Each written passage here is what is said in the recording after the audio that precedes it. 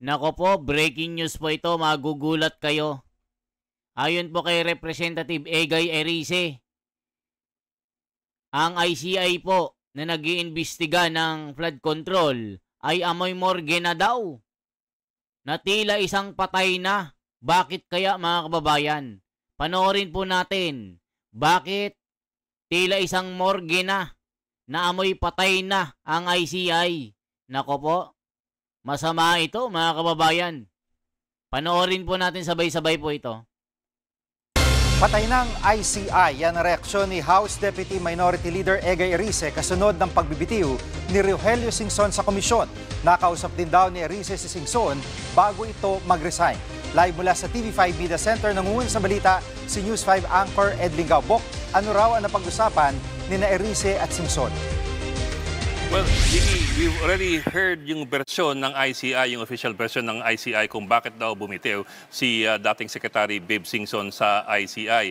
Pero yung mga text exchanges sa pagitan ni Singson at ni Congressman Edgar Erice na kasama niya dati nung panahon ni Pinoy, they are very revealing. Kasi ito, binanggit sa amin ni Erice, ang pinag-usapan nila, very disappointed daw si Babe Singson doon sa suporta o kakulangan ng suportang binibigay ng Malacanang doon sa ICI. In fact, ito, I'll just paraphrase kasi si Erice is also paraphrasing yung text message exchanges nila. Ang sabi raw ni Babe Singson, "Why will I risk myself, my family, and our privacy to be the washing machine of Malacanang?" Hindi lang the washing machine, punching bag pa. So ganon kalalim yung... Nako mga kababayan, nagiging washing machine pala ang ICI ng Malacanang. Kasi nga po, itong ICI na ito ay ginawa ni BBM para maging punching bag ito. Para banat-banatan ng taong bayan kasi nga po, tila po nagiging...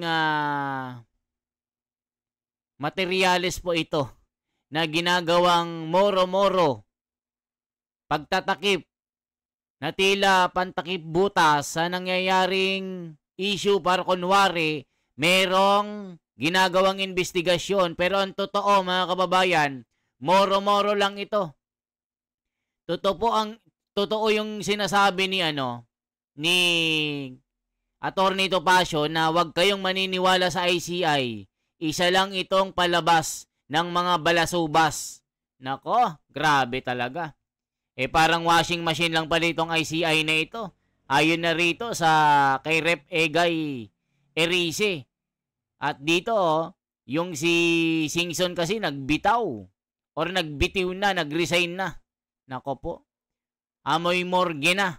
Ang ICI, malapatay na ang amoy. Nako po. Masamang pangitain ito. Yung hugot at yung pagkadismaya ni Babe Singson sa apparently kakulangan ng suportang binibigay ng Malacanang doon sa ICI. Ito ang bahagi naming interview kay Edgar Erice. ICI is dead.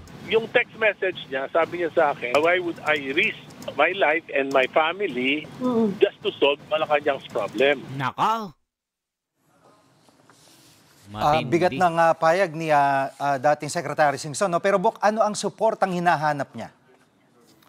Well, ang pagkakasabi kasi ni Erice, from the very start, mahigpit daw ang request talaga ni Babe Singson for several measures to be put in place para mabigyan ng kapangyarihan ng ICI. Among them, yung the power to cite witnesses in contempt, and the power to cite agencies in contempt if they fail to appear or to submit documents. As well, immunity, the power of immunity para hindi sila habulin in the future ng kanilang mga ipoprosecute dito sa ICI.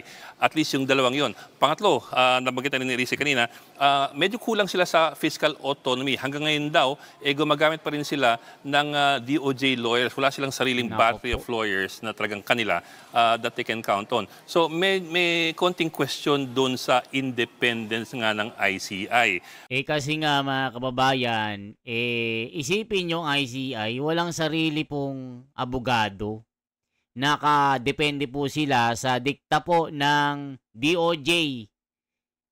Ibig sabihin mga kababayan,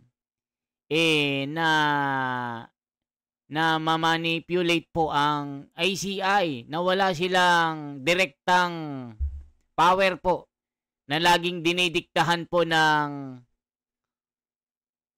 DOJ. Isipin nyo, sabi nga ni Topacio, nako, wala na, wag yung maniniwala sa ICI. Isang palabas lang ito ng mga Judas, Hestas, Balasubas. Nako, nakakahiya ito sa administrasyong ito.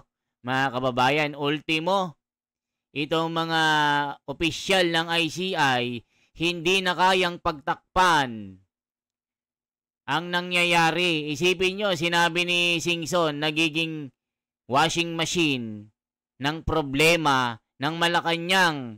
Problema ng Malacanang, ang ICI ang maglalaba. Ibig sabihin, yung mantsa ng Malacanang, nilalabahan lang ng ICI na hindi naman matanggal-tanggal. Nako po, makakahiya ito. So, yun, iniintay nila actually, iniintay ni Singson actually, is mag-certify ng urgent ang Malacanang ng isang panukala na nagbibigay ng mga kapangyarihang ito sa ICI para sila'y makausad at makahugot ng mga tao, mga testigo at ng mga dokumento ng may otoridad na hindi. Kasi paano sila makakahugot? Dinidiktahan ng Malacanang.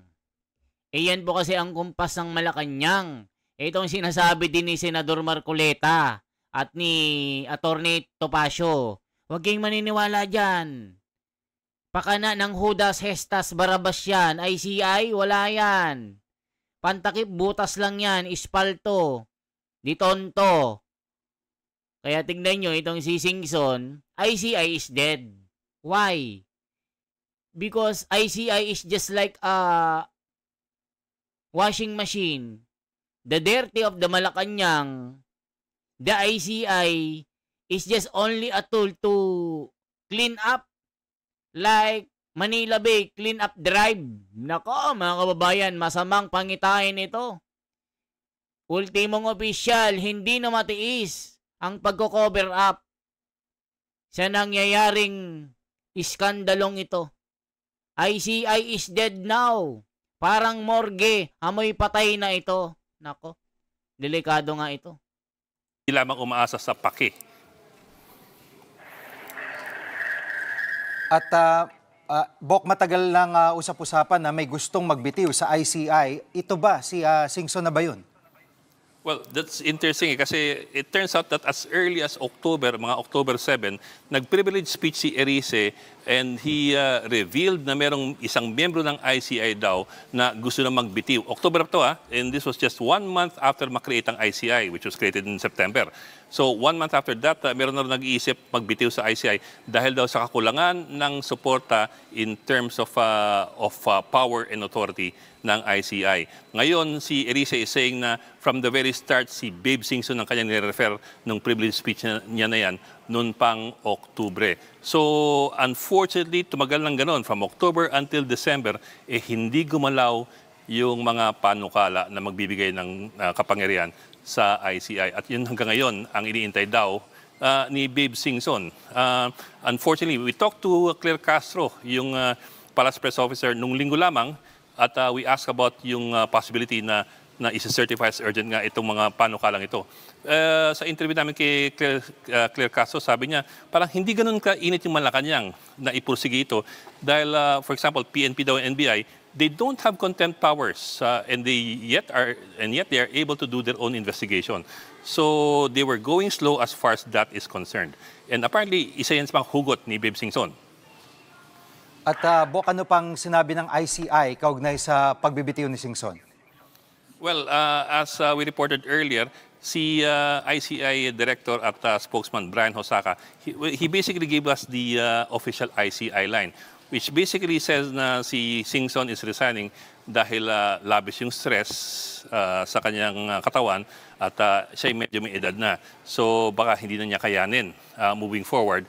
And also, basically, Hosaka was saying na naibigay na naman ni Singson ang kanyang expertise doon sa komisyon as a former Public Works Secretary. So as far as that is concerned, prosecutorial na yung next step ng ICI at okay na ibigay na ni Singson ang kanyang contribution. So, yun. And maybe in a way that's true na napagod lang si Babe Singson, pero also in a way baka napagod siya sa kakaintay na bigyan sila ng kapangyarihan. But anyway, ito ang bahagi ng aming interview kay Brian Hosaka. Nagkakasundo naman yung tatlo. And I don't see any disgruntlement or any frustration on the part of Secretary Singson. Yun lang talaga. It's just because of the stress and the intensity of the work required here in the ICI.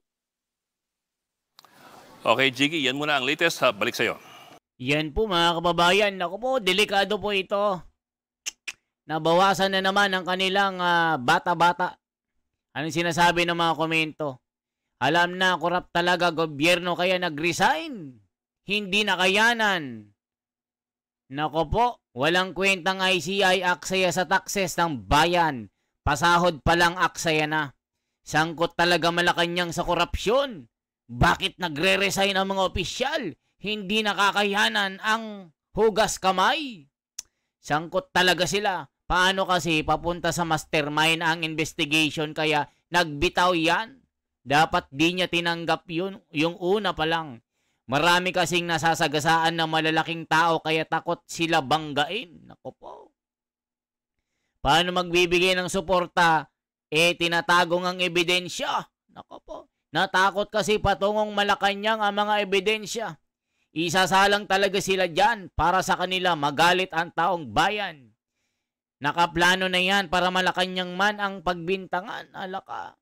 ICI Kangaroo Commission. Matagal na yan. Sinasabi walang mangyayari. Walang sayang pera lang. Taong bayan yan. Useless.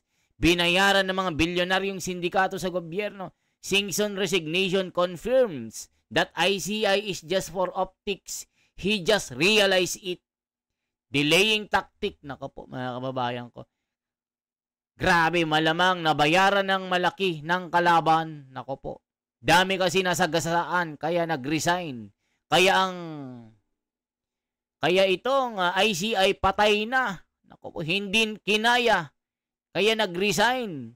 Hindi niya kayang banggain si Bonget. Alaka. Grabe, saddang patay. Nako po. Washing machine and punching bag of Malacanang. Perfect description. Yaki. Salamat Sir Singson at hindi ka nagpaloko sa BBM administration. On the resignation of Sec. Babe Singson in ICI, I might say the integrity of the body crumbled. Dapat ipatawag si Singson sa Senado at gisain.